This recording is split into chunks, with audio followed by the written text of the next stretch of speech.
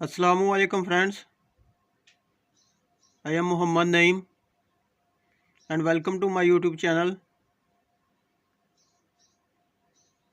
Video शुरू करने से पहले आपसे मेरी रिक्वेस्ट है कि मेरे चैनल RAC इलेक्ट्रोटेक को सब्सक्राइब कर लीजिएगा और साथ दी गई बेल आइकन को भी प्रेस कर लीजिएगा ताकि मेरी हर आने वाली नई वीडियोस की अपडेट आप तक पहुंचती रहे। मेरी वीडियो को लाइक एंड शेयर कीजिएगा और कमेंट ज़रूर कीजिएगा। आज हम जिस टॉपिक पर डिस्कस करने जा रहे हैं वो है 2 टन का हर का ओनली कूल टाइप जो है ना वो AC है, उसकी आउटडोर वायरिंग डायग्राम के बारे में आज हम डिस्कस करेंगे। इसके आउटडोर में जो है मैग्नेटिक कंडक्टर लगा होता है,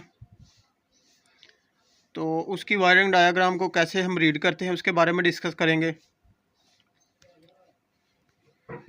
और मेरा मानना यही है कि अगर आपको जो आउटडोर के ऊपर जो वायरिंग डायग्राम बनी होती है वो आपको रीड करना आ गई तो आप किसी भी टाइप का जो है वायरिंग कनेक्शन आप कर सकते हैं। ये जो वायरिंग डायग्राम बनी होती है ये आउटडोर के जो टॉप कवर होता है उसके ऊपर बनी होती है, तो इस सारा काम इसको रीड करना ही होता है। अगर आपको ये रीड करना आ गई, इसको पढ़ना आ गई, आप इसको पढ़ना सीख गए तो आपके लिए मुश्किल नहीं होगा आउटडोर की वायरिंग डायग्राम करना। उसमें चाहे रिले लगी हो, चाहे मैग्नेटिक कंडक्टर लगा हो, चाहे सिंपल ही हो, तो ये तकरीबन हर आउटडोर यूनिट में ये वायरिंग डायग्राम जो है ना वो चिस्पा होती है। तो आप इसको सीखें, थोड़ी सी कोशिश करें तो आपको इंशाल्लाह ये रीड करना आ जाएगी।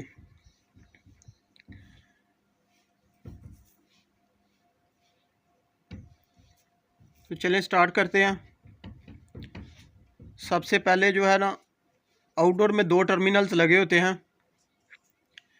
एक टर्मिनल जो होता है वो है हमारा indoor to outdoor wiring diagram terminal होता है, और दूसरा जो टर्मिनल होता है वो हमारा मेन पावर सप्लाई का होता है।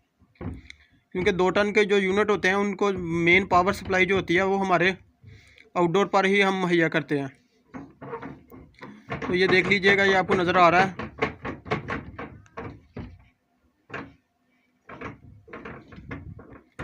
ये पावर सप्लाई लिखा हुआ है। ये न्यूट्रल एंड फेज जो है वो हम कनेक्ट कर रहे हैं अपने आउटडोर के मेन पावर सप्लाई के टर्मिनल पर। और ये दूसरा टर्मिनल आपको नज़र आ रहा है, ये हमारे indoor to outdoor wiring diagram का टर्मिनल है। इधर से ही लूपिंग की गई है न्यूट्रल एंड फेज की।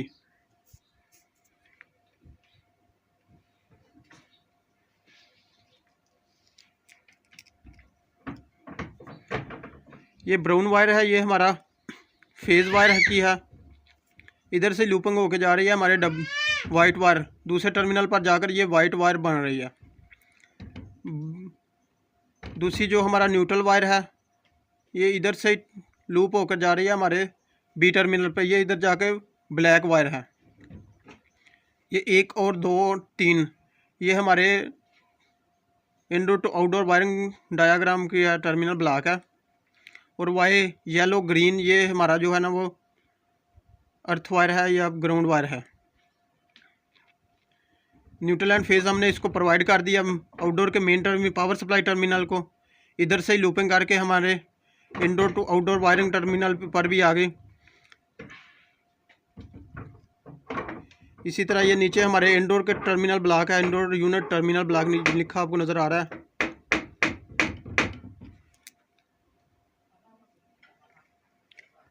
क्योंकि इस यूनिट 2 टन के यूनिट में जो है हमारी मेन पावर सप्लाई जो हमारे इंडोर को मिलेगी वो आउटडोर से ही मिल रही है, आउटडोर से ही आ रही है।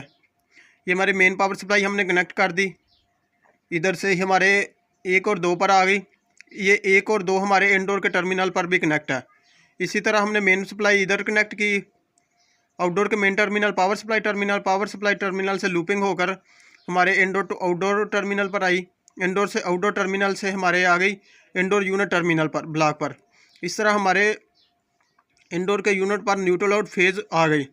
जैसे ही हमारे इंडोर के यूनिट पर न्यूट्रल और फेज आ गई है तो 3 मिनट के बाद जैसे ही हम इसको ऑन करेंगे तो 3 मिनट के बाद रिले जो वायर छोड़ेगी सीपी वायर, वो हमारे आउटडोर के टर्मिनल पर चली जाएगी। ये सीपी वायर आपको नज़र आ रही है, ये हमारे आउटडोर के टर्मिनल पर चली जाएगी।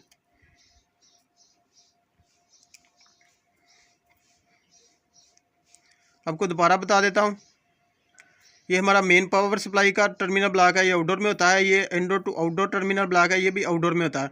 और ये जो टर्मिनल ब्लॉक नज़र आ रहा है इंडोर यूनिट टर्मिनल ब्लॉक है, ये हमारे इंडोर में होता है। मेन सप्लाई जो हम आउटडोर के मेन टर्मिनल पर कनेक्ट करते हैं, उधर से न्यूट्रल एंड फेज को लूपिंग करके हम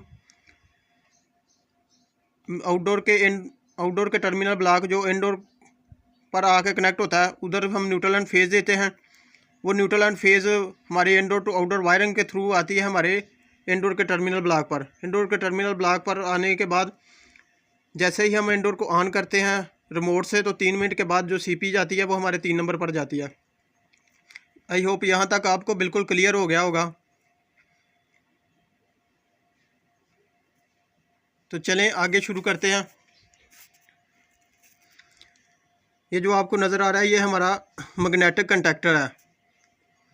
मैग्नेटिक कंडक्टर का ऊपर वाला पॉइंट है ये नॉर्मली ओपन पॉइंट है, ये L1 लिखा होता है। और टी दूसरी टाइप ये इनपुट पर L1 लिखा है और आउटपुट पर T1 लिखा है। और ये मैग्नेटिक कंडक्टर तकरीबन 3 पोल होता है या 2 पोल होता है। और ये इसकी कॉइल है, ये आपको नज़र आ रहा है टर्न लिपटे हुए, ये इसकी कॉइल है।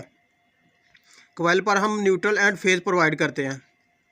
तो जब ये कॉइल एनर्जाइज होती है तो ये नॉर्मली ओपन पॉइंट जो होते हैं इसके, ये नॉर्मली क्लोज हो जाते हैं। और हमारा जो हमने L1 पर फेज प्रोवाइड किया है वो T1 के थ्रू हमारे कंप्रेसर पर चला जाता है। और ये एक न्यूट्रल का टर्मिनल ब्लॉक है, ये हमारा मैग्नेटिक कंडक्टर है, ये रनिंग कैपेसिटर है कंप्रेसर का, ये कंप्रेसर के टर्मिनल्स हैं। R जो है वो रनिंग है, S स्टार्टिंग है और C कॉमन है। ये ओवरलोड रिले का ओवरलोड का सिंबल आपको नज़र आ रहा है। और ये इसकी फ़ैन मोटर है। फ़ैन मोटर पर ये कॉमन टर्मिनल है। ब्राउन जो है हमारा स्टार्टिंग टर्मिनल है और वाइट जो है वो हमारा रनिंग टर्मिनल है।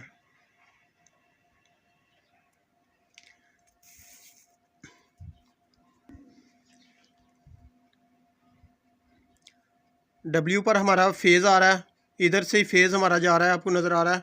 W वाइट वायर जो है हमारी मैग्नेटिक कंडक्टर के L1 पॉइंट पर जा रही है।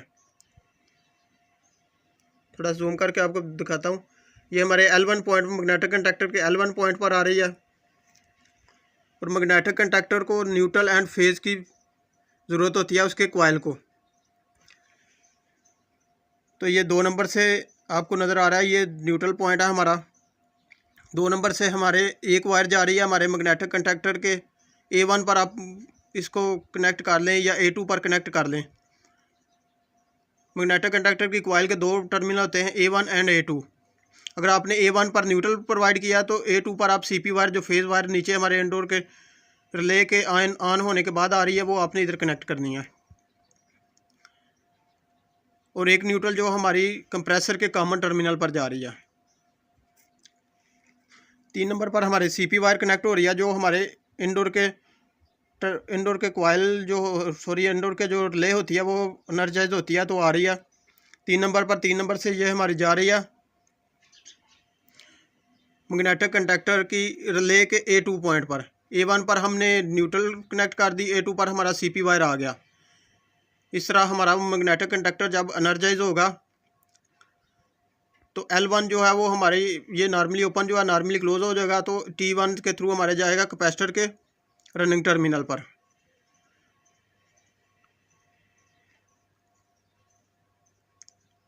ये कैपेसिटर है,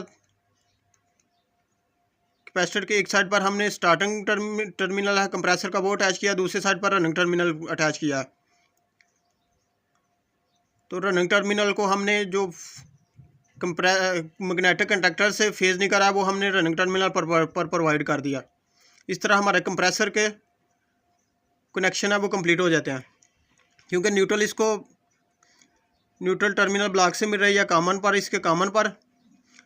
रनिंग एंड स्टार्टिंग को हमने कैपेसिटर के थ्रू अटैच कर दिया और मैग्नेटिक कंडक्टर से जो फेज़ आ रहा है वो हमारे रनिंग पर आकर लग रहा है। इस तरह कंप्रेसर के जो कनेक्शंस हैं वो कंप्लीट हो रहे हैं। इस तरह पीछे हमारे रह गए इसकी फ़ैन मोटर के कनेक्शन। फ़ैन मोटर को भी चलने के लिए न्यूट्रल एंड फेज़ की ज़रूरत होती है। ये आपको नज़र आ रहा है, इसका कैपेसिटर है। ब्राउन जो है हमारी स्टार्टिंग है, वाइट रनिंग है और तीसरी जो वायर है वो हमारी कॉमन है। ये जो सीपी वायर से ही हमारा एक फेज़ जा रहा है वो हमारी कॉमन पर जा रहा है। सीपी वायर से एक फेज़ हमारे कॉमन पर जा रहा है, कॉमन पर आ गया फेज़। अब हम इसको न्यूट्रल प्रोवाइड करेंगे। रनिंग और स्टार्टिंग को हमने कैपेसिटर पर लगा दिया और कैपेसिटर को एक ये देख लिए ब्लू वायर जो है, ब्लू से एक न्यूट्रल वायर उठा के हमने कैपेसिटर पर अटैच कर दी। इस तरह हमारे कंडेंसिंग फ़ैन मोटर के कनेक्शन वो भी कंप्लीट हो जाते हैं, क्योंकि सीपी वायर से फेज़ जो है हमारे कॉमन पर अटैच कर दिया, हमने कॉमन पर अटैच कर दिया। रनिंग और स्टार्टिंग दोनों को हमने कैपेसिटर के थ्रू अटैच किया। कैपेसिटर के दोनों टर्मिनल्स पर अटैच करने के बाद रनिंग को हमने न्यूट्रल प्रोवाइड कर दी। इस तरह हमारे जो है वो फ़ैन मोटर के भी कनेक्शन कंप्लीट हो गए, कंप्रेसर के कनेक्शन भी कंप्लीट हो गए हैं।